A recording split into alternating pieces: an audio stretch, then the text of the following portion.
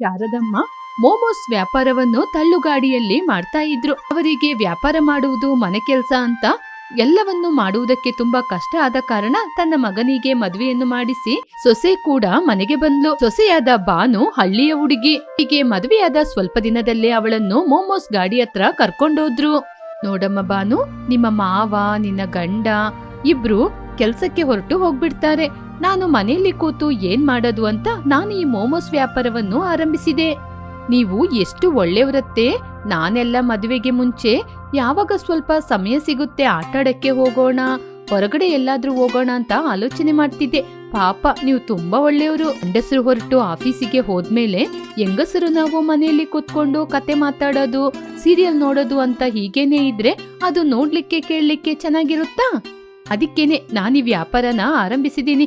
ನಿನಗೂ ಹೇಳ್ಕೊಡ್ತೀನಿ, ನೀನು ಕಲ್ತ್ಕೋ. ಇದು ಚಳಿಗಾಲ.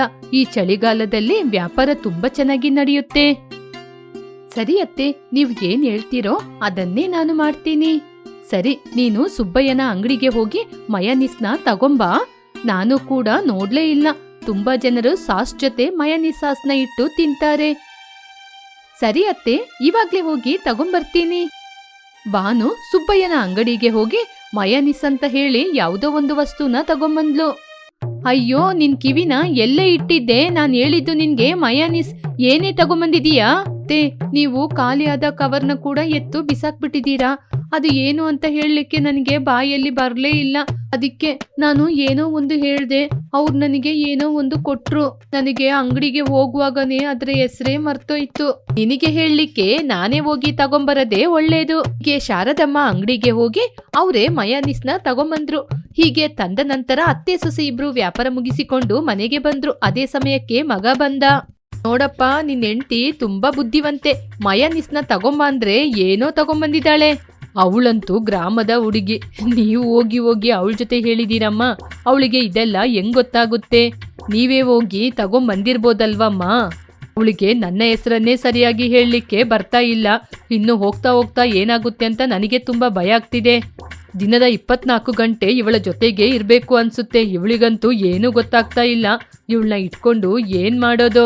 ಅಯ್ಯೋ ದೇವ್ರೇ, ವರ್ಷ ಪೂರ್ತಿ ಇವಳನ್ನ ಇಟ್ಕೊಂಡು ಹೇಗಪ್ಪ ಕೆಲಸ ಮಾಡೋದು? ಏನ್ ಮಾಡ್ತಾಳೆ ಅಂತ ಗೊತ್ತಿಲ್ಲ. ಇಲ್ಲಪ್ಪ, ಸಿಕ್ಕಿದ್ಲು ನಿನಗೆ ಈ ರೀತಿ ಹೆಂಡ್ತಿ. ಎಷ್ಟು ಚೆನ್ನಾಗಿ ಕೆಲಸ ಮಾಡ್ತಾಳೆ ಗೊತ್ತಾ? ಹೋಗಿ ಹೋಗಿ ನನಗೂ ಒಬ್ಳು ಸಿಕ್ಕಿದಾಳೆ. ನಾನೇ ಎಲ್ಲವನ್ನು ಮಾಡ್ಬೇಕು. ಯಾವಾಗ ಏನ್ ಸಿಗುತ್ತೆ ಅಂತ ಕಾಯ್ತಾ ಇದ್ರಾ? ಹೊಟ್ಟೆ ತುಂಬಾ ಊಟ ಮಾಡಿದೀರಲ್ವಾ? ಹೌದು ರೀ, ಅದು ಜೀರ್ಣ ಆಗೋ ತನಕ ಹೀಗೆ ಮಾತಾಡ್ತೀರಾ? ಹೌದೌದು, ನಾನು ಕೆಲ್ಸಕ್ಕೆ ಕೂಡ ಹೋಗದೆ ಯಾವಾಗ ಸಮಯ ಸಿಗುತ್ತೆ, ಯಾವಾಗ ಇವಳನ್ನ ಏನಾದ್ರೂ ಹೇಳ್ಬೇಕು ಅಂತ ಕಾಯ್ತಾ ಕೂತಿರ್ತೀನಿ. ತಂದೆ ತಾಯಿ ಹೀಗೆ ಜಗಳವನ್ನು ಮಾಡ್ತಾ ಇರುವಾಗ, ಸಾಕು ಸಾಕು ನಿಲ್ಸಿ. ಯಾವಾಗ ಸಮಯ ಸಿಗುತ್ತೆ ಇಬ್ರು ಸೇರ್ಕೊಂಡು ಜಗಳ ಮಾಡೋಣ ಅಂತ ಕಾಯ್ತಾ ಕೂತಿದ್ರಾ? ಹೀಗೆ ದಿನಗಳು ಕಳೀತಾ ಇತ್ತು. ಇದರ ಮಧ್ಯದಲ್ಲಿ ಶಾರದಮ್ಮ ತನ್ನ ಸೊಸೆಗೆ ಮೋಮೋಸ್ನ ಹೇಗೆ ಮಾಡೋದು, ಅದಕ್ಕೆ ಮಸಾಲವನ್ನು ಹೇಗೆ ಸಿದ್ಧಪಡಿಸುವುದು ಅಂತ ಹೇಳಿಕೊಡುವುದು ಮಾತ್ರವಲ್ಲದೆ ಅವುಗಳ ಹೆಸರನ್ನು ಕೂಡ ಹೇಳಿಕೊಟ್ರು. ಹೀಗೆ ಸ್ವಲ್ಪ ದಿನಗಳಲ್ಲಿ ಶಾರದಮ್ಮನಿಗೆ ಟೈಫಾಯ್ಡ್ ಜ್ವರ ಬಂದಿತ್ತು.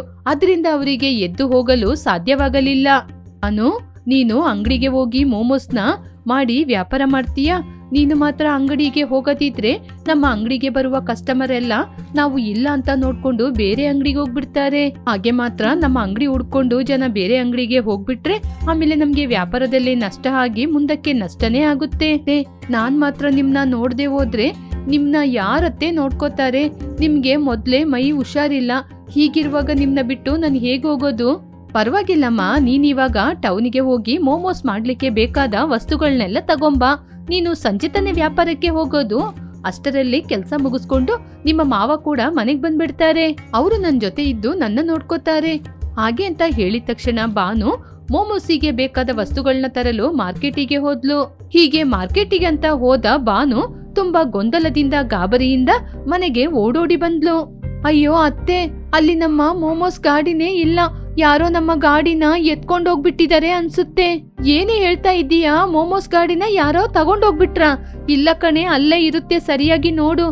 ಅಯ್ಯೋ ಅತ್ತೆ, ಇಲ್ಲ ಅತ್ತೆ, ನಾನು ನಿಮ್ ಜೊತೆ ಮೋಮೋಸ್ ವ್ಯಾಪಾರಕ್ಕೆ ಬರ್ತಾ ಇದ್ದೆ ಅಲ್ವಾ, ನನಗ್ ಗೊತ್ತಾಗಲ್ವಾ? ಹೀಗೆ ಭಾನು ಶಾರದ ಮಾತಾಡ್ತಿದ್ದಾಗ ಸುರೇಶ್ ಕೆಲ್ಸ ಮುಗಿಸ್ಕೊಂಡು ಬಂದ.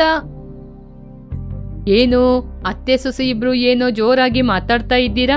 ಹೌದು ಭಾನು, ನಿನ್ಗೇನ್ ಬುದ್ಧಿ ಇಲ್ವಾ? ಅಮ್ಮನಿಗೆ ಮೊದ್ಲೇ ಹುಷಾರಿಲ್ಲ, ಅವ್ರ ಜೊತೆ ಹೋಗಿ ನಿಂತು ವಾದ ಮಾಡ್ತಿದ್ದೀಯಾ?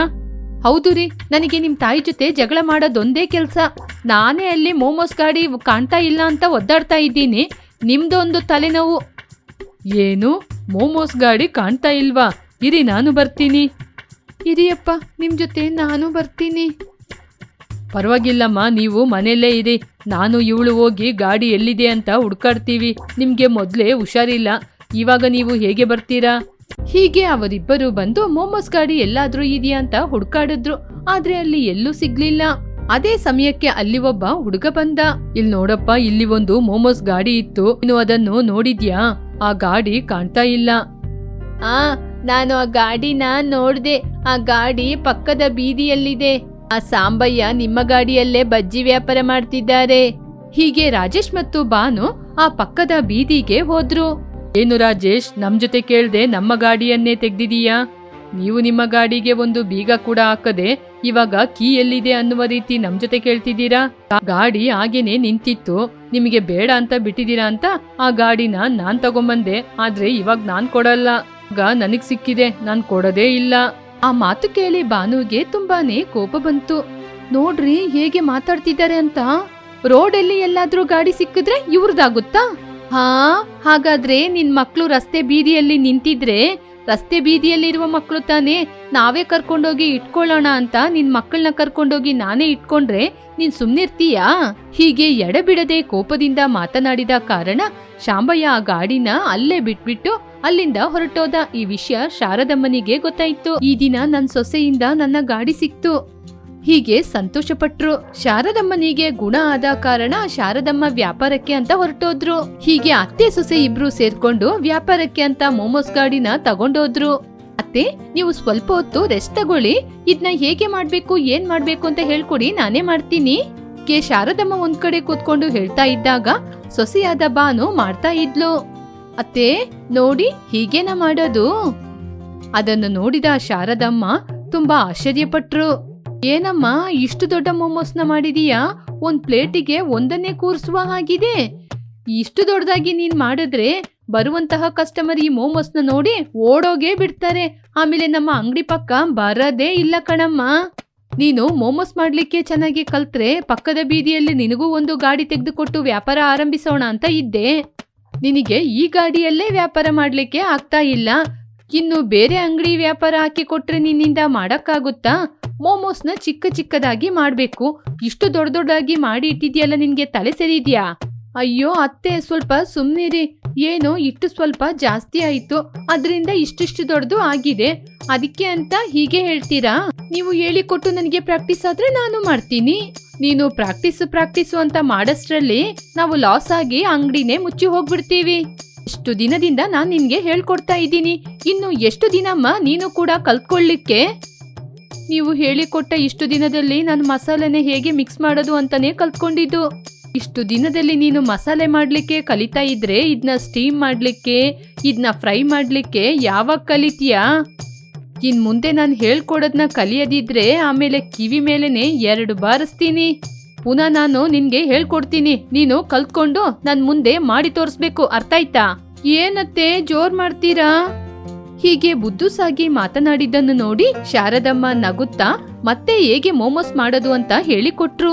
ಹೀಗೆ ಮೋಮೋಸ್ ಮಾಡೋದು, ಮಸಾಲೆ ಮಾಡೋದು, ಫ್ರೈ ಮಾಡೋದು ಅಂತ ಎಲ್ಲ ಕಲಿತಂತಹ ಸೊಸೆಗೆ ಪಕ್ಕದ ಬೀದಿಯಲ್ಲಿ ಇನ್ನೊಂದು ಅಂಗಡಿ ಹಾಕಿಕೊಟ್ಟು ಸಂತೋಷದಿಂದ ವ್ಯಾಪಾರ ಮಾಡಿದ್ರು. ಸರಸಮ್ಮನಿಗೆ ಕೋಪ ಅಧಿಕ. ಅವರಿಗೆ ಇಷ್ಟ ಇಲ್ಲದ ವಿಷಯ ನಡೆದ್ರೆ ಅವರು ಭದ್ರಕಾಳಿಯಾಗಿ ಬದಲಾಗುತ್ತಾರೆ. ಅವರ ಗಂಡ ದೊರೆಸ್ವಾಮಿ ಯಾವಾಗಲೂ ಕೋಪ ಬರುವ ಹಾಗೆ ನಡ್ಕೊಳ್ತಿದ್ರು. ಇದರಿಂದ ಸರಸಮ್ಮ ಕೂಡ ಅವರನ್ನು ಯಾವಾಗ್ಲೂ ಬೈತಾನೇ ಇದ್ರು. ಏನಮ್ಮ ಸರಸು, ಗಂಡನಿಗೆ ಏನ್ ಬೇಕು ಅದನ್ನ ನೀನು ಮಾಡದೇ ಇಲ್ವಾ? ಯಾವಾಗ ನೋಡಿದ್ರು ಬೈತಾನೆ ಇರ್ತೀಯ? ವಯಸ್ಸಾಯ್ತು, ಗಂಡನ ಸ್ವಲ್ಪ ಚೆನ್ನಾಗ್ ನೋಡ್ಕೊಳ್ಳೋಣ ಅಂತ ಆಲೋಚನೆ ಮಾಡಲ್ವಾ? ನಿಮಗೆ ಅದೊಂದೇ ಕಡಿಮೆ ಆಗಿರೋದ್ರಿ ಇವಾಗ. ನೀವು ಸರಿಯಾಗಿದ್ರೆ ನಾನ್ ಯಾಕೆ ನಿಮ್ನ ಬೈತೀನಿ? ಹೌದು, ಇವಾಗ ನಿಮ್ಗೆ ಏನ್ ಬೇಕು? ನನಗೆ ಸರಿಯಾಗಿ ನಿದ್ರೆನೇ ಬರೋದಿಲ್ಲ ಕಣೆ. ಕೈಯಲ್ಲಿ 5 ಪೈಸೆ ಕೂಡ ಇಲ್ಲ, ಅದ್ರಿಂದನೇ ಅರ್ಧ ನಿದ್ರೆನೇ ಬರಲ್ಲ. ಜೋಬಲ್ಲಿ 1 ಪೈಸೆ ಅಲ್ಲರಿ, 10 ರೂಪಾಯಿ ಕೂಡ ಇದ್ರೆ ಮಾತ್ರ ನಿದ್ರೆ ಬರೋದು. ನೀವು ಮನ್ಸೊಳಗೆ ಏನೋ ಆಲೋಚನೆ ಮಾಡ್ಕೊಂಡಿದ್ರೆ ನನಗೆ ಮಾತ್ರ ಹೇಗೆರಿ ಗೊತ್ತು? ಅಲ್ಲ ಕಣೆ, ನಾನೇನಾದ್ರೂ ನಿನ್ ಜೊತೆ ಹೇಳಿದ್ರೆ ನೀನು ಭದ್ರಕಾಳಿ ರೀತಿ ಆಟ ಆಡ್ತೀಯ ಅಲ್ವಾ? ಅಯ್ಯೋ, ನೀವು ನನ್ ಗಂಡ ಕಣ್ರಿ, ನಿಮಗೆ ಏನ್ ಬೇಕು ಅಂತ ನನ್ ಜೊತೆ ಹೇಳಿದ್ರೆ ನಾನ್ ಕೊಡಲ್ವಾ? ಇವಾಗ ಏನ್ರಿ ನಿಮಗೆ ಜೋಬಲ್ಲಿ ಹಣ ಬೇಕು, ನಾನ್ ಹಣ ಕೊಟ್ರೆ ತಗೊಂಡೋಗಿ ಸಾರಾಯಿ ಕುಡ್ದು ಬಂದು ನಿದ್ರೆ ಮಾಡ್ತೀರಾ ಅಷ್ಟೇ ತಾನೇ? ಆಹಾ, ನಿನ್ನಂತ ಹೆಂಡ್ತಿ ಎಲ್ಲ ಗಂಡಂದಿರಿಗೂ ಸಿಕ್ಬಿಟ್ರೆ ಗಂಡಂದಿರಿಗೆ ಕಷ್ಟನೇ ಇಲ್ಲ. ಸರಿ ಸರಿ, ಬೇಗ ಹೋಗಿ ತಗೊಂಬಾ. ಹೀಗೆ ಮನೆ ಒಳಗೆ ಹೋದ ಸರಸಮ್ಮ ಕೈಯಲ್ಲಿ ಒಂದು ಸೌಟನ್ನ ತಗೊಂಬಂದ್ರು. ಆ ಸೌಟನ್ನು ನೋಡಿ ರಂಗಸ್ವಾಮಿ ಅಲ್ಲಿಂದ ಓಡೇ ಹೋದ್ರು. ಅಷ್ಟರಲ್ಲಿ ಸರಸಮ್ಮನ ಮಗನಾದ ವಂಶಿ ಒಂದು ಹುಡುಗಿಯನ್ನು ಮದ್ವೆ ಮಾಡ್ಕೊಂಡು ಮನೆ ಅಂಗಳದಲ್ಲಿ ಬಂದು ನಿಂತ. ಅದನ್ನು ನೋಡಿ ಸರಸಮ್ಮ ದೊರೆಸ್ವಾಮಿ ಶಾಕ್ ಆದ್ರು. ವಂಶಿ, ಏನು ಇದು? ನಾನ್ ನೋಡ್ತಾ ಇರೋದು ನಿಜನಾ? ಏನು ಇದು? ಲೇ, ನೀನ್ ಬಾಯಿ ಮುಚ್ಕೊಂಡು ನಿಂತ್ಕೊಂಡ್ರೆ ಏನು ತಪ್ಪು ಮಾಡಿಲ್ಲ ಅಂತನಾ? ಬಾಯಿ ತೆರೆದು ಹೇಳೋ. ಅಪ್ಪ, ಇವಳ ಹೆಸರು ವನಜ, ನಾವಿಬ್ರು ಒಟ್ಟಿಗೆ ಓದ್ದೋ. ಇವಳು ಗೌರ್ಮೆಂಟ್ ಕೆಲಸಕ್ಕೆ ಪ್ರಿಪೇರ್ ಆಗ್ತಿದ್ದಾಳೆ. ಇವ್ರ ಮನೆಯಲ್ಲಿ ಇವಳಿಗೆ ಮದ್ವೆ ಮಾಡ್ಬೇಕು ಅಂತ ತೀರ್ಮಾನ ಮಾಡಿದ್ರು, ಆದ್ರಿಂದನೇ ನಾವು ಮದ್ವೆ ಮಾಡ್ಕೊಂಡು. ಅಪ್ಪ, ನನ್ನನ್ನು ಕ್ಷಮಿಸಿ. ಅಮ್ಮ, ನೀವು ಕೂಡ ನನ್ನನ್ನು ಕ್ಷಮಿಸಿ. ನೀವು ನನ್ನ ಒಪ್ಕೋತೀರಾ ಅಂತಾನೆ ನಾನೀಗೆ ಮಾಡ್ಕೊಂಡೆ. ಹೌದೌದು, ಇವನೇನೋ ದೊಡ್ಡ ಸಾಹಸ ಮಾಡ್ಕೊಂಡು ಬಂದಿದ್ದಾನೆ ಇವನ್ ಮೇಲೆ ನಂಬಿಕೆ ಬರ್ಲಿಕ್ಕೆ. ನೀನು ಮದ್ವೆ ಆಗುವಾಗ ನಮ್ಮ ಯೋಚನೆ ನಿನಗೆ ಬರ್ಲಿಲ್ವಾ? ಈ ವಿಷಯನ ನಮಗೆ ಹೇಳಿದ್ರೆ ನಿನ್ ಮದ್ವೆನ ಎಷ್ಟ್ ಚೆನ್ನಾಗಿ ಮಾಡ್ತಿದ್ದೋ. ರೀ, ಸ್ವಲ್ಪ ಹೊತ್ತು ಸುಮ್ನೆ ಇರ್ತೀರಾ? ಅದಲ್ಲ ಕಣೆ, ಸ್ವಲ್ಪ ಹೊತ್ತು ಸುಮ್ನಿರಿ ಅಂತ ಹೇಳಿದ್ದು. ನನ್ನ ಕ್ಷಮಿಸಿ ಅಮ್ಮ, ನೀವು ಅರ್ಥ ಮಾಡ್ಕೋತೀರಾನೆ ಹೀಗೆ ಮಾಡ್ಬಿಟ್ಟೆ. ನೀವು ಅರ್ಥ ಮಾಡ್ಕೊಂಡಿಲ್ಲ ಅಂದ್ರೆ ನನ್ನ ಯಾರು ಅರ್ಥ ಮಾಡ್ಕೋತಾರೆ? ಹೀಗೆ ವಂಶಿ ತನ್ನ ತಾಯಿಯ ಕಾಲಿಗೆ ಬಿದ್ದು ಕ್ಷಮೆಯನ್ನು ಕೇಳಿದ. ಆ ನಂತರ ಸರಸಮ್ಮ ಕಣ್ಣೀರ್ ಹಾಕುತ್ತಾ ಮನೆಯೊಳಗೆ ಹೊರಟೋದ್ರು. ಮನೆಯೊಳಗೆ ಹೋದವರು ಆರತಿಯನ್ನು ತೆಗೆದುಕೊಂಡು ಬಂದು ನವದಂಪತಿಯನ್ನು ಮನೆಯೊಳಗೆ ಬರಮಾಡಿಕೊಂಡ್ರು. ಹೀಗೆ ಆ ದಿನ ರಾತ್ರಿ ಯಾರೂ ಊಟ ಮಾಡ್ಲಿಲ್ಲ. ಮರುದಿನ ವಂಶಿ ಅವನ ತಾಯಿಯ ರೂಮಿಗೆ ಹೋಗಿ, ಅಮ್ಮ, ಹೀಗೆ ನನ್ ಜೊತೆ ಮಾತಾಡದೆ ಇರ್ಬೇಡಿ. ನಿಮ್ ಮನ್ಸಿಗೆ ನನ್ನಿಂದ ಬೇಜಾರಾಗಿದೆ ಅಂತ ಗೊತ್ತು, ಆದ್ರೆ ನೀವು ನನ್ನ ಅರ್ಥ ಮಾಡ್ಕೋತೀರಾ ಅಂತಾನೆ ನಿಮ್ ಜೊತೆ ಹೇಳ್ದೆ ನನ್ನಿಷ್ಟಕ್ಕೆ ನಾನೇ ಮದ್ವೆ ಮಾಡ್ಕೊಂಡು ಬಂದ್ಬಿಟ್ಟೆ. ಹೀಗೆ ಅವರಿಬ್ಬರು ಮಾತಾಡ್ತಾ ಇರುವಾಗ ವನಜ ಅಲ್ಲಿಗೆ ಬಂದ್ಲು. ಅತ್ತೆ, ನನ್ನಿಂದ ಇವ್ರನ್ನ ಹೀಗೆ ನೋಡ್ಲಿಕ್ಕೆ ಆಗ್ತಾನೇ ಇಲ್ಲ. ಇವ್ರು ನನ್ನ ಮದ್ವೆ ಮಾಡ್ಕೊಂಡು ದೊಡ್ಡ ತಪ್ಪು ಮಾಡಿದ್ದಾರೆ ಅನ್ಕೋತೀನಿ. ನೀವು ಮಾತಾಡದೆ ಇರುವುದ್ರಿಂದ ಅವರು ತುಂಬಾ ದುಃಖ ಪಡ್ತಾ ಇದ್ದಾರೆ. ನನ್ನಿಂದ ಅವ್ರನ್ನ ಹೀಗೆ ನೋಡ್ಲಿಕ್ಕೆ ಆಗ್ತಿಲ್ಲತ್ತೆ. ಹೀಗೆ ವನಜನ ಮಾತು ಕೇಳಿ ಸರಸಮ್ಮ ವಂಶಿ ಮತ್ತು ವನಜನನ್ನು ಪಕ್ಕಕ್ಕೆ ಕರೆದುಕೊಂಡು ತಬ್ಬಿಕೊಂಡ್ರು. ಯಾವ ತಾಯಿಯಾದ್ರೂ ಮಗನ ಮದ್ವೆ ಬಗ್ಗೆ ಆಲೋಚನೆ ಮಾಡಿರ್ತಾಳೆ. ಸರಿ, ನಾನ್ ನಿಮ್ನ ಕ್ಷಮಿಸ್ಬಿಟ್ಟೆ. ಸರಿ, ಹೋಗಿ ಕೂತ್ಕೊಳ್ಳಿ, ನಾನ್ ನಿಮಗೆ ಹೋಗಿ ತಿಂಡಿ ಮಾಡಿ ತಗೊಂಬರ್ತೀನಿ. ಹಾಗೆ ಹೇಳಿ ಸರಸಮ್ಮ ಅಡುಗೆ ಮನೆಯೊಳಗೆ ಬಂದು ತನ್ನ ಮಗನಿಗೆ ಇಷ್ಟವಾದ ಅಡುಗೆಯನ್ನೆಲ್ಲ ಮಾಡಿಕೊಟ್ರು. ಆನಂತರ ಅವರಿಗೆ ಬಡಿಸಿದ್ರು. ಆನಂತರ ದೊರೆಸ್ವಾಮಿಯವರಿಗೂ ಕೂಡ ಬಡಿಸಿದ್ಲು. ಎಲ್ಲರೂ ಊಟ ಮುಗಿದ ನಂತರ ಅವಳು ಕೂಡ ಊಟ ಮಾಡಿ ರೂಮಿಗೆ ಬಂದು ಅಳ್ತಾ ಇದ್ಲು. ಏನ್ ಸರಸು, ಇವಾಗಷ್ಟೇ ತಾನೆ ನಿನ್ ಮಗನಿಗೆ ಏನೆಲ್ಲ ಬೇಕು ಅಂತ ಅವನಿಗೆ ಇಷ್ಟವಾದ ಅಡಿಗೆನೆಲ್ಲ ಮಾಡಿಕೊಟ್ಟೆ. ಎಲ್ರ ಜೊತೆ ಕೂತು ಸಂತೋಷವಾಗಿ ನಗ್ನಗ್ತಾ ಇದ್ದೆ. ಇವಾಗ ರೂಮ್ ಒಳಗೆ ಬಂದು ಅಳ್ತಾ ಇದ್ದೀಯಾ? ಏನಾಯ್ತು? ಏನ್ ವಿಷಯ? ಸ್ವಲ್ಪ ಬಾಯಿ ಮುಚ್ತೀರಾ? ನೀವು ಏನ್ ಮಾತಾಡ್ಬೇಡಿ. ನನ್ ಮಗ ಹೀಗೆ ಮದ್ವೆ ಮಾಡ್ಕೊಂಡ್ ಬಂದ್ರೆ ನಾನ್ ನೋಡ್ಕೊಂಡ್ ಸುಮ್ನೆ ಇರೋದಾ? ನನ್ನ ಮಗನಿಗೆ ಎಲ್ಲರ ಮುಂದೆ ತುಂಬಾ ಗ್ರ್ಯಾಂಡ್ ಆಗಿ ಮದ್ವೆ ಮಾಡೋಣ ಅಂತ ಎಷ್ಟೊಂದು ಆಲೋಚನೆ ಮಾಡಿದ್ದೆ. ಆದ್ರೆ ಆ ಮಂತ್ರ ಮಾಡವಳೆ ನನ್ ಗಂಡನ ಅವಳು ಸೆರ್ಗಲ್ಲಿ ಕಟ್ಟಿ ಹಾಕಿದಾಳೆ. ಇವಾಗ ಅವಳು ಮಾಯ ಮಾಡಿರ್ತಾಳೆ, ಅವನು ಅವಳು ಹಿಂದೆನೇ ತಿರುಗ್ತಾನೆ. ಏನೇ ನೀನ್ ಹೇಳ್ತಾ ಇರೋದು? ನನ್ ಮಗನ್ನ ಅವಳು ಸೆರ್ಗಲ್ಲಿ ಕಟ್ಟಿ ಹಾಕಿದಾಳೆ. ಇವಾಗ ನಾನ್ ಏನ್ ಹೇಳಿದ್ರು ಅವನಿಗೆ ಅರ್ಥ ಆಗೋದಿಲ್ಲ. ಇನ್ನು ಸ್ವಲ್ಪ ದಿನ ಹೀಗೇನೆ ಬಿಟ್ಟು ಆ ಹುಡುಗಿನ ಆದಷ್ಟು ಬೇಗ ಈ ಮನೆಯಿಂದ ಆಚೆ ಕಳಿಸ್ತೀನಿ. ಆ ದಿನ ಬರ್ಲಿಕ್ಕೆ ಇನ್ನೂ ತುಂಬಾ ದಿನ ಇಲ್ಲ ಕಣ್ರಿ. ನೀವು ಬಾಯಿ ಮುಚ್ಕೊಂಡು ಸುಮ್ನೆ ನಿಂತು ನೋಡ್ತಾ ಇರಿ. ಆ ಮಾತು ಕೇಳಿ ರಂಗಸ್ವಾಮಿ ಶಾಕ್ ಆದ್ರು. ಹೀಗೆ 2-3 ದಿನ ಎಲ್ಲರೂ ನಗ್ನಗ್ತಾ ಸಂತೋಷವಾಗಿದ್ರು. ಹೀಗಿರುವಾಗ ಒಂದು ದಿನ, ಅಮ್ಮ, ನಾನು ಇಷ್ಟು ದಿನ ಕಾಯ್ಕೊಂಡಿದ್ದ ಕೆಲ್ಸ ನನ್ ಕೈ ಸೇರುವ ಹಾಗಿದೆ. ಅದಕ್ಕೋಸ್ಕರ ನಾನು 1 ವಾರ ಪಟ್ಟಣಕ್ಕೆ ಟ್ರೈನಿಂಗ್ ಹೋಗ್ಬೇಕು. ತುಂಬಾ ಸಂತೋಷ ಕಣಪ್ಪ. ನಿನ್ ಹೆಂಡತಿ ಈ ಮನೆಗೆ ಬಂದ ಅದೃಷ್ಟ. ನಿನಗೆ ಕೆಲ್ಸ ಸಿಗ್ತಾ ಇದೆ. ಟ್ರೈನಿಂಗ್ ಮುಗಿಯುವಷ್ಟರಲ್ಲಿ ನಿನಗೆ ಕೆಲ್ಸ ಸಿಗುತ್ತಾ ಕಣೋ? ಹೌದಪ್ಪ, ಖಂಡಿತ ಸಿಗುತ್ತೆ. ನಾನು ಟ್ರೈನಿಂಗ್ಗೋಸ್ಕರ ನಾಳೆನೆ ಹೊರಡ್ಬೇಕು. ತುಂಬಾ ಸಂತೋಷ ಕಣಪ್ಪ. ರೀ, ಮಗ ಹೊರಡ್ಲಿಕ್ಕೆ ಎಲ್ಲ ಸಿದ್ಧತೆಗಳನ್ನ ಮಾಡಿ. ಅಮ್ಮ, ನಾನು ಹೋಗಿ ಬರುವ ತನಕ ವನಜಾನ ಹುಷಾರಾಗಿ ನೋಡ್ಕೊಳ್ಳಿ. ಅವಳನ್ನ ಬಿಟ್ಟು ಹೋಗ್ತಾ ಇದ್ದೀನಿ ಅಂತ ತುಂಬಾ ಬೇಜಾರಾಗ್ತಿದೆ. ಲೇ, ಮದ್ವೆಯಾದ ಆರಂಭದಲ್ಲಿ ನನಗೂ ಕೂಡ ಹೀಗೇನೆ ಇತ್ತು ಕಣೋ. ನಿಮ್ ತಾಯಿನ ಬಿಟ್ಟೋಗ್ಲಿಕ್ಕೆ ಮನ್ಸೇ ಇರ್ಲಿಲ್ಲ. ಆಮೇಲೆ ಸ್ವಲ್ಪ ದಿನಗಳ ನಂತರ ಯಾವಾಗ ಇವಳನ್ನ ಬಿಟ್ಬಿಟ್ಟು ಓಡೋಗ್ತೀನಿ ಅಂತ ಆಲೋಚನೆ ಆಗ್ತಿತ್ತು. ರೀ, ಬಾಯಿ ಮುಚ್ಕೊಂಡು ಮಗನಿಗೆ ಹೋಗ್ಲಿಕ್ಕೆ ಎಲ್ಲ ಏರ್ಪಾಡುಗಳನ್ನು ಮಾಡಿಕೊಡಿ. ಇಲ್ಲಿ ನೋಡಪ್ಪ, ನೀನೇನು ಚಿಂತೆ ಮಾಡ್ಬೇಡ, ಸೊಸೆನ ನಾನ್ ನೋಡ್ಕೋತೀನಿ. ಸರಿ ಅಮ್ಮ. ಹೀಗೆ ವಂಶಿ ವನಜನಿಗೆ ಸಮಾಧಾನ ಹೇಳಿ ಟ್ರೈನಿಂಗ್ ಹೊರಟ. ವಂಶಿ ಹೋದ ನಂತರ ಸರಸಮ್ಮ ಬದಲಾದ್ರು. ಅತ್ತೆ, ನಾನು ಹೋಗಿ ಓದ್ತೀನಿ. ಏನಮ್ಮ, ನೀನು ಹೋಗಿ ಓದ್ತಾ ಕೂತ್ರೆ ಮನೆ ಕೆಲ್ಸ, ಅಡಿಗೆ ಕೆಲ್ಸ, ಬಾತ್ರೂಮ್ ತೊಳೆಯೋದೆಲ್ಲ ಯಾರಮ್ಮ ಮಾಡೋದು? ಅತ್ತೆ, ಇಷ್ಟು ದಿನ ಇದೆಲ್ಲ ನೀವು ತಾನೇ ಅತ್ತೆ ಮಾಡ್ತಾ ಇದ್ರಿ, ಇವಾಗ ನನ್ನ ಮಾಡ್ಲಿಕ್ಕೆ ಹೇಳ್ತಾ ಇದ್ದೀರಾ? ನನಗೆ ಎಕ್ಸಾಮ್ ಬರ್ತಿದೆ. ಇಲ್ಲಿ ನೋಡಮ್ಮ, ಇದೇನು ಛತ್ರ ಅಲ್ಲ ಎಲ್ರೂ ಕೂತು ಊಟ ಮಾಡ್ಲಿಕ್ಕೆ. ನಾನ್ ನಿನ್ನ ಅತ್ತೆ, ಕೆಲ್ಸದವಳಲ್ಲ. ಎಕ್ಸಾಮ್ ಎಲ್ಲ ಆಮೇಲೆ ನೋಡೋಣ, ಮೊದ್ಲೋಗಿ ಕೆಲ್ಸ ಮಾಡು. ಆ ಮಾತನ್ನು ಕೇಳಿ ವನಜ ತುಂಬಾನೇ ದುಃಖಪಟ್ಲು. ಹೀಗೆ ತುಂಬಾ ದುಃಖದಿಂದ ವನಜ ಅತ್ತೆ ಜೊತೆ ಯಾಕೆ ಇನ್ನು ವಾದ ಮಾಡ್ಬೇಕು ಅಂತ ಮನೆಯ ಎಲ್ಲಾ ಕೆಲ್ಸವನ್ನು ಮಾಡಿದ್ಲು. ಹೀಗೆ ರಾತ್ರಿಯಾಗುತ್ತಾ ಬಂತು. ರಾತ್ರಿಗೆ ಕೂಡ ಅಡಿಗೆಯನ್ನು ಮಾಡಿ ತನ್ನ ಮಾವನ ಜೊತೆ ಕೂತ್ಕೊಂಡು, ಅಮ್ಮ ವನಜ, ಇವತ್ತು ಸಾರ್ ನೀನೇ ಮಾಡಿದ್ದ, ತುಂಬಾ ಚೆನ್ನಾಗಿದೆ. ಮಾವ, ಬೇಳೆ ಸಾರ್ ಕೂಡ ಮಾಡಿದೀನಿ, ಅದು ಚೆನ್ನಾಗಿದೆ. ಹೀಗೆ ವನಜ ಅವಳ ಮಾವನ ಜೊತೆ ಸಂತೋಷವಾಗಿ ಮಾತಾಡ್ತಾ ಇರುವಾಗ ಸರಸಮ್ಮ ಬಿಸಿ ಬಿಸಿ ಸಾಂಬಾರನ್ನು ತೆಗೆದುಕೊಂಡು ಬಂದು ವನಜ ಮುಖಕ್ಕೆ ಉಯ್ದ್ರು. ಹಾಗೆ ಮಾಡಿದ್ರಿಂದ ವನಜನಿಗೆ ತುಂಬಾನೇ ಕೋಪ ಬಂತು. ಆದ್ರೂ ಕೂಡ ಅವಳು ಕೋಪವನ್ನು ಕಡಿಮೆ ಮಾಡ್ಕೊಂಡ್ಲು. ಈ ದರಿದ್ರ ಕೆಟ್ಟವಳು ಮಾಡಿರುವ ಸಾಂಬಾರ್ ತಿಂದು ನನಗೆ ಹೊಟ್ಟೆ ನೋವಾಗ್ತಿದೆ. ಇದ್ನ ನಾನು ತಿನ್ಬೇಕು ಅಂತ ಮಾಡ್ದ ಅಥವಾ ನನ್ನ ಕೊಲ್ಬೇಕು ಅಂತ ಮಾಡ್ದ? ಯಾವ ಗಳಿಗೆಲ್ ನನ್ ಮನೆ ಸೇರ್ದೆ ಕಣೆ ನೀನು? ಹಾಗೆ ಬೈದು ಅಲ್ಲಿಂದ ಹೊರಟೋದ್ಲು. ಸರಸಮ್ಮ ಹೀಗೆ ಮಾಡಿದ್ರಿಂದ ವನಜ ಅಳುತ್ತಾ ಕಣ್ಣೀರಾಗ್ತಾನೆ ಇದ್ಲು. ವಂಶಿ ಕೂಡ ಇಲ್ಲದ ಕಾರಣ ತುಂಬಾನೇ ದುಃಖ ಪಡ್ತಿದ್ಲು. ಮಾರನೆಯ ದಿನ, ಅತ್ತೆ, ಎಲ್ಲಾ ಕೆಲ್ಸವನ್ನು ಮಾಡಿದೀನಿ, ಇವಾಗ ನಾನೋಗಿ ಓದ್ತೀನಿ, ನನಗೆ ಎಕ್ಸಾಮ್ ಬರ್ತಿದೆ. ಹೊಲದಲ್ಲಿ ಎಲ್ಲಾ ಬೆಳೆನೂ ನಾಶ ಆಗ್ತಿದೆ. ನಿಮ್ಮ ಮಾವನ್ಗೆ ಬೇರೆ ಜ್ವರ. ಏನು, ನನಗೆ ಜ್ವರನಾ? ಏನ್ರಿ, ನಿಮಗೆ ಜ್ವರ ಅಲ್ವಾ? ಅದಕ್ಕೆ ತಾನೇ ಹೊರಗಡೆ ಕೆಲ್ಸಕ್ಕೆ ಕೂಡ ಹೋಗ್ಲಿಲ್ಲ. ಸೊಸೆ ಹೋಗಿ ಗಿಡಗಳಿಗೆ ನೀರಾಕ್ತಾಳೆ, ನೀವು ಇರಿ. ಹೊರಗಿನ ಕೆಲ್ಸ ನಾನು ಹೇಗತ್ತೆ ಮಾಡೋದು? ಏನಮ್ಮ ಬಾಯಿ ಉದ್ದಾಗ್ತಾ ಇದೆ? ಅತ್ತೆ ಅಂತ ಕೂಡ ನೋಡ್ದೆ ಮರ್ಯಾದೆ ಇಲ್ದೆ ನನ್ನ ಮಾತಾಡ್ಸ್ತಾ ಇದೀಯಾ? ಅತ್ತೆ ಹಾಗೆ ಮಾತನಾಡುವಾಗ ವನಜನಿಗೆ ಕೋಪ ಬಂತು. ಆದರೂ ಅವಳು ಸಮಾಧಾನ ಮಾಡಿಕೊಳ್ಳುತ್ತಾ, ಅತ್ತೆ, ಇವಾಗ ನಿಮ್ಗೆ ಏನ್ ಪ್ರಾಬ್ಲಮ್? ನನ್ನ ನಿಮ್ ಮಗ ಮದ್ವೆ ಮಾಡ್ಕೊಂಡ್ ಬಂದಿದ್ದು ನಿಮಗೆ ಇಷ್ಟ ಆಗ್ಲಿಲ್ಲ. ಅವ್ರ ಮುಂದೆ ನಾಟಕ ಆಡ್ಕೊಂಡು ಇದ್ರಿ, ಇವಾಗ ಮಾತಾಡ್ತಿದ್ದೀರಾ? ಅಯ್ಯೋ ಅಯ್ಯೋ ಅಯ್ಯೋ, ಹೇಗೆ ಬಾಯಿಗೆ ಬಂದಂಗೆ ಮಾತಾಡ್ತಿದ್ದಾಳೆ. ಇಲ್ ನೋಡಮ್ಮ, ಇನ್ ಮುಂದೆ ನೀನ್ ಈ ಮನೇಲಿ ಇರಕ್ಕಾಗಲ್ಲ. ನನ್ ಗಂಡ ಬರುವ ತನಕ ನಾನು ಇಲ್ಲೇ ಅತ್ತೆ ಇರೋದು. ಏನೇ ನಿನ್ ಗಂಡ? ಅವನು ನನ್ ಮಗ ಕಣೆ. ಅವನಿಗೆ ಅದು ಇದು ಅಂತ ಮಾಟ ಮಂತ್ರ ಮಾಡಿ ನಿನ್ ಸೆರ್ಗಲ್ಲಿ ಅವನ್ನ ಕಟ್ಟಿ ಹಾಕೊಂಡಿದ್ದೀಯಾ? ನೀನ್ ಈ ಮನೇಲಿ ಒಂದ್ ನಿಮಿಷ ಕೂಡ ಇರಬಾರ್ದು. ಮನೆ ಬಿಟ್ಟು ಹೊರಗೋಗೆ. ಹೀಗೆ ಸರಸಮ್ಮ ವನಜಾನ ಕುತ್ತಿಗೆ ಹಿಡಿದು ಹೊರಗೆ ಹಾಕಿದ್ರು. ಸರಿಯಾದ ಅದೇ ಸಮಯಕ್ಕೆ ವಂಶಿ ಬಂದ. ತನ್ನ ಹೆಂಡತಿಯನ್ನು ಕುತ್ತಿಗೆ ಹಿಡಿದು ಹೊರಗೆ ತಳ್ಳಿದ್ದಕ್ಕೆ ತುಂಬಾ ಕೋಪಪಟ್ಟ. ಅಷ್ಟರಲ್ಲಿ ಸರಸಮ್ಮ ನಾಟಕವನ್ನು ಶುರು ಮಾಡಿಯೇ ಬಿಟ್ರು. ಬಂದಿಯಪ್ಪ, ನಿನ್ ಹೆಂಡತಿ ಏನ್ ಮಾಡಿದ್ಲು ಅಂತ ಗೊತ್ತಾ? ಅತ್ತೆ ಅಂತ ಕೂಡ ನೋಡದೆ ಮನೆ ಕೆಲ್ಸ, ಅಡಿಗೆ ಕೆಲ್ಸ ಎಲ್ಲ ಮಾಡಕ್ ಹೇಳಿದ್ಲು. ನನ್ನ ಮರ್ಯಾದೆ ಇಲ್ದೆ ಮಾತಾಡಿದ್ಲು. ನನ್ನ ಗಂಡ ಬರುವಷ್ಟರಲ್ಲಿ ಈ ಮನೆ ಬಿಟ್ಟು ಹೊರಗೆ ಹೋಗುವಂತ ನನ್ನ ಕುತ್ತಿಗೆ ಹಿಡಿದು ಹೊರಗೆ ಹಾಕಿದ್ಲು. ಹೀಗೆ ತನ್ನ ಮಗನಾದ ವಂಶಿನ ತಬ್ಬಿಕೊಂಡು ಅಳ್ತಾ ಇದ್ಲು. ಅಮ್ಮ, ಸಾಕು ನಿಲ್ಸಿ, ನನಗೆ ಎಲ್ಲ ಗೊತ್ತು. ನಾಟಕ ಮಾಡಿದ್ದು ಸಾಕು. ಏನೋ ಮಾತಾಡ್ತೀಯಾ? ಈ ಅಮ್ಮನ್ ಮಾತನ್ನ ನಂಬಲ್ವಾ? ನೆನ್ನೆ ಬಂದವಳು ನಿನಗೆ ದೊಡ್ಡವಳಾಗ್ಬಿಟ್ಲಾ? ಅಮ್ಮ, ನನಗೆ ಅಪ್ಪ ಎಲ್ಲ ವಿಚಾರವನ್ನು ಹೇಳ್ಬಿಟ್ರು. ನೀವು ಮಾಡೋದು ತುಂಬಾ ತಪ್ಪು.